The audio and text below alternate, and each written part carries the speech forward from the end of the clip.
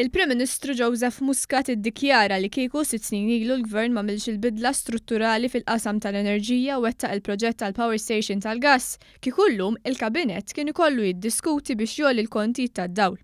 Dr. Muscat stqardan fil-bidu tal-laqgħa tal-Kabinett li saret f'binja buġejja f'Santa Venera bħala parti mis-sensiela Gvern li jwettaq Kabinett man-nies.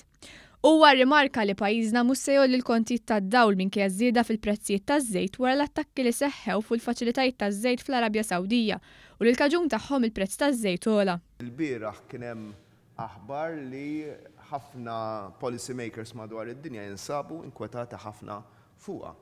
Il-prezz taż-żejt f'ġurnata tela l fuq $10 l-ora qabżek minn ser żball mill-gwerra tal-Iraq.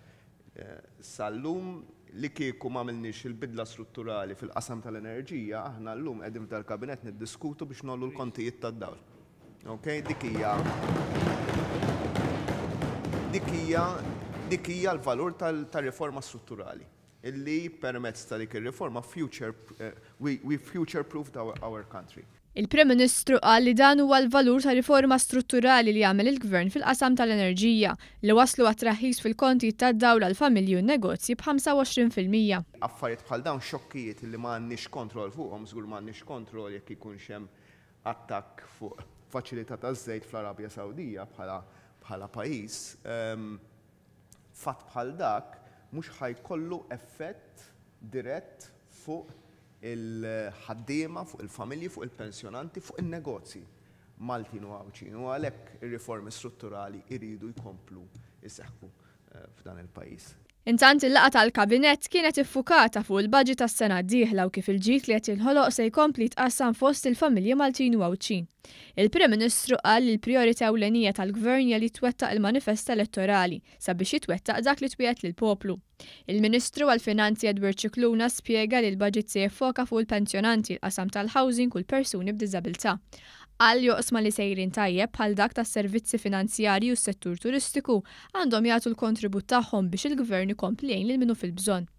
Qal li tkabbir ekonomiku ta' pajjiżna li ħaq is-7% qed joħloq aktar opportunità ta' xogħol u qed jaqta' l-faqar fost il-familji li qed ikollhom dħul akbar. Hawn il-Ministru Cicluna nnota kif sena wara sena l-persuni f'riskju ta' faqar u esklużjoni soċjali niżlu għal 19% u se jkomplu jonqsu bil-miżuri li se jitħabbru fil-budget. U anke wħud mir-riformi strutturali li wettaq dan il-Gvern li ħallew effett dirett fuq l-ekonomija tagħna.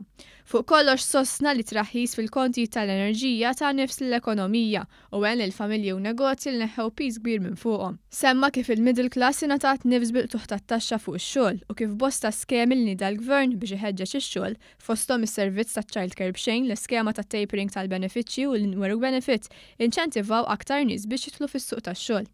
Il-Ministru Cicluna semma wkoll l-għajnuna fid-djar privati lill-anzjani. Hawn semma l-iskema tal-equity sharing li tiġi offruta mill-banek fi żmien li ġej. Sem jgħid li fil-budget tas-sena d-dieħla se jitħabbru miżuri sabiex ikomplu jsaħħu l-istituzzjonijiet tagħna.